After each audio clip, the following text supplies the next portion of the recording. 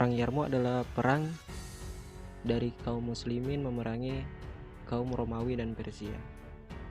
Sebelum masuk ke ceritanya, jangan lupa dukung kami dengan cara subscribe, like, and comment. Dua imperium tua yang mengandalkan jerat-jerat lemah dan pernah menimpakan siksa yang berat bagi umat manusia di Irak dan Syam. Bahkan menghinakan sebagian besar bangsa Arab untuk memerangi kaum muslimin yang memanggul bendera agama baru ini. Dengan senjata, mereka lah kaum muslimin yang berhasil membumi hanguskan seluruh keperadaban kuno, mengungkap kebusukan dan kerusakan. Khalifah Abu Bakar yang agung dan berkelahi itu memberikan arahan kepada Khalid agar mengerahkan pasukannya menuju Irak. Sang pahlawan segera bergerak menuju Irak. Barangkali halaman-halaman berikut cukup untuk mengikuti beberapa rangkaian kemenangan yang ia raih secara menakjubkan. Khalid memulai aksi di Irak dengan mengirimkan sejumlah surat kepada seluruh atase dan perwakilan Kisra, baik di pedesaan maupun perkotaan. Isi suratnya sebagai berikut. Bismillahirrahmanirrahim. Dari Khalid bin Walid kepada pemimpin Persia. Semoga keselamatan tercurah kepada siapa yang mengikuti hidayah. Amma ba'du. Segala puji bagi Allah yang telah mencerai-beraikan sekutu-sekutu kalian, mencabut kekuatan kalian, dan melemahkan kekuatan kalian. Barang siapa menunaikan sholat seperti sholat kami, menghadap ke kiblat kami, dan memakan sembelihan kami, maka ia adalah muslim. Ia boleh melakukan apa saja yang boleh kami lakukan dan harus melakukan apa saja yang harus kami lakukan. Jika kalian telah menerima suratku ini, kirimkanlah jaminan kepadaku dan berjanjilah. Jika tidak, demi Allah yang tiada Tuhan selain Dia, aku pasti akan mengirimkan kepada kalian orang-orang yang mencintai mati sebagaimana kalian mencintai hidup. Demikianlah isi surat dari Khalid bin Walid kepada petinggi dari Persia. Tidak lama kemudian datanglah para mata-mata yang ia sebarkan ke berbagai tempat. Mereka membawakan berbagai berita tentang persiapan perang yang telah disusun oleh Persia dan Irak. Khalid bin Walid tidak ingin menyia-nyiakan waktu. Ia segera membawa pasukan untuk menghancurkan kebatilan. Sungguh, ia bergerak sebagai cepat dan menakjubkan. Ubullah menuju Sadir, Najd, Harayah, Anbar, dan Khazimayah. Kemenangan demi kemenangan terus diraih.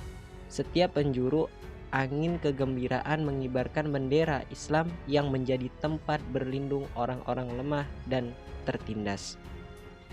Orang-orang lemah dan tertindas yang tinggal di negara-negara terjajah dan tertindas oleh Persia, alangkah menariknya ketika Khalid mengawali perang dengan komando yang diberikan kepada seluruh pasukan.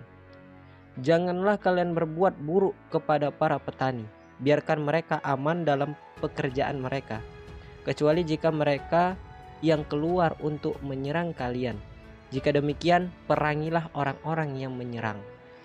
Khalid bin Walid mengerahkan pasukannya yang tajam laksana pisau di atas buih yang mengambang hingga berlabuh di perbatasan Syam. Suara para muazin dan takbir para prajurit penaklukan pun bergema di negeri itu. Apakah Romawi mendengar peristiwa besar yang baru saja terjadi? Apakah dalam gema takbir itu mereka bisa mendengar kabar kematian bagi kejayaan dan keberhasilan dunia bagi mereka? Tentu, mereka mendengar dan terkejut. Maka memutuskan untuk terjun dalam perang secara habis-habisan, dipenuhi rasa putus asa dan pesimistis. Kemenangan yang diraih oleh Islam dan Persia di Irak menjadi kabar gembira yang mengebarkan tentang kemenangan yang sama atas Romawi di Syam.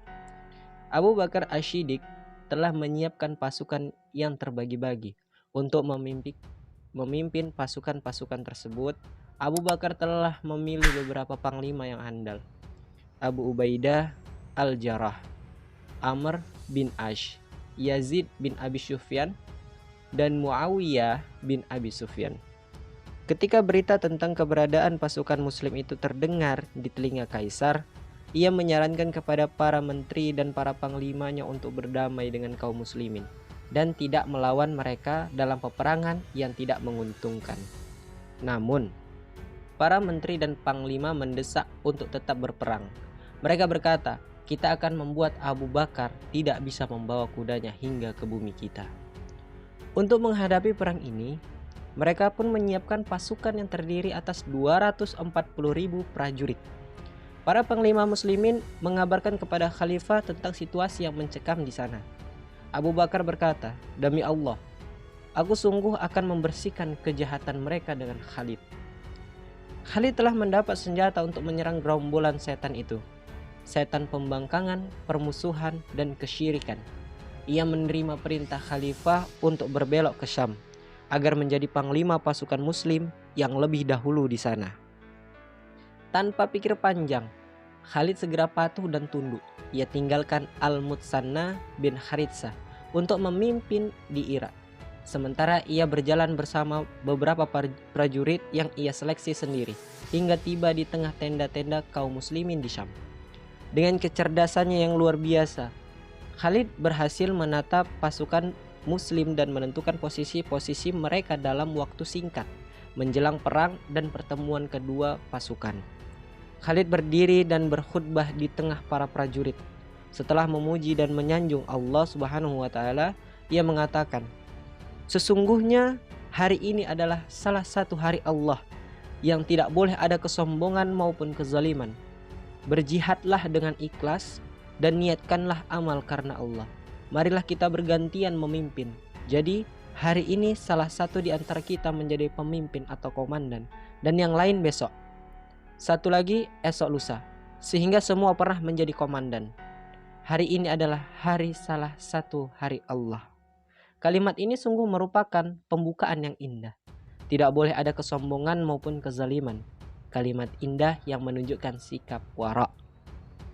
Meskipun khalifah telah mengangkatnya untuk memimpin pasukan dengan seluruh komandan, Khalid tidak ingin menjadi pembantu setan untuk mengarahkan jiwa para sahabat. Karena itu, ia pun mengalah dan tidak mengambil hak tetap sebagai panglima, tetapi mengalirkan di antara mereka semua.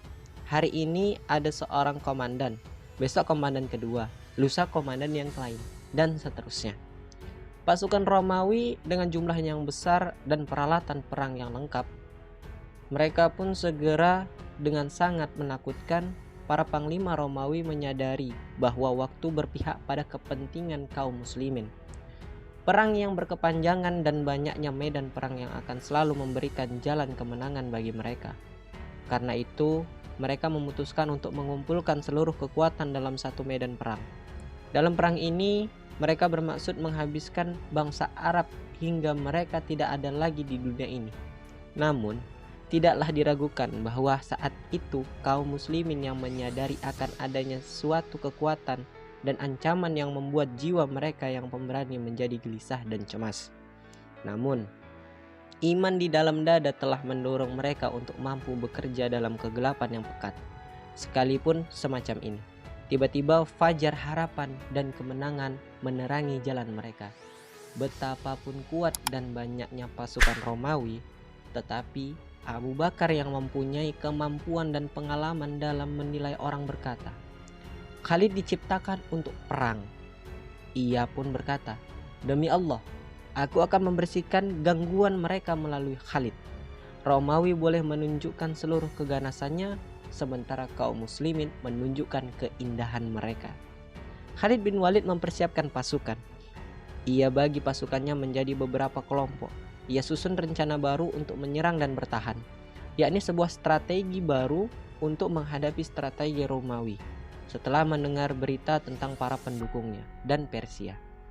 Dari Irak, ia pun menggambarkan segala kemungkinan di medan perang. Suatu hal yang mengherankan bahwa perjalanan perang benar-benar persis dengan apa yang digambarkan dan diharapkan oleh Khalid. Baik langkah demi langkah maupun gerak demi gerak. Bahkan andai menghitung jumlah sebutan pedang dalam perang itu, pastilah tidak akan salah pula dalam menghitung dan memperkirakan. Setiap rencana yang ia perkirakan dari Romawi, maka itu benar-benar mereka lakukan. Setiap langkah mundur yang ia perkirakan, maka benar-benar mereka melakukan. Sebelum terjun ke medan perang, pikirannya sedikit terganggu dengan adanya kemungkinan sebagian pasukan yang akan melarikan diri, terutama mereka yang baru masuk Islam, karena melihat betapa mengerikan dan menakutkannya pasukan Romawi. Sesungguhnya, kekuatan Khalid untuk menang terletak pada satu hal, yaitu keteguhan. Ia melihat bahwa gerakan orang perang yang dilakukan oleh 2 atau 3 orang akan bisa melahirkan kekacauan dan perpecahan yang tidak bisa dilawan oleh seluruh pasukan sekalipun. Karena itu, Khalid sangat tegas terhadap apa saja yang menghadang di depan senjatanya dan tidak pernah melarikan diri. Sekian cerita tentang perang Yarmouk. Karena ini terlalu panjang, jadi dibagi menjadi 2 bagian. Jika kalian suka, silahkan tinggalkan komentar kalian di kolom komentar. Tunggu part selanjutnya. Wassalamualaikum warahmatullahi wabarakatuh.